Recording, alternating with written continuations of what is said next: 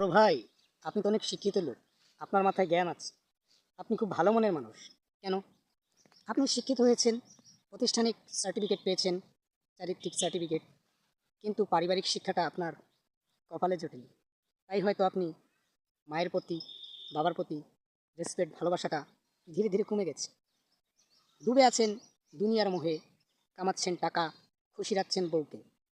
বিনিময়ে পরে আপনার বউয়ের গর্ভে যে সন্তান আসবে, মানে আপনার সন্তান, সে কিন্তু আপনাকে এটা ফেরত দিবে। যেমন আপনি আপনার বাপ মাকে অবহেলা করেছেন, সেরকম আপনার সন্তান আপনাকে অবহেলা করবে।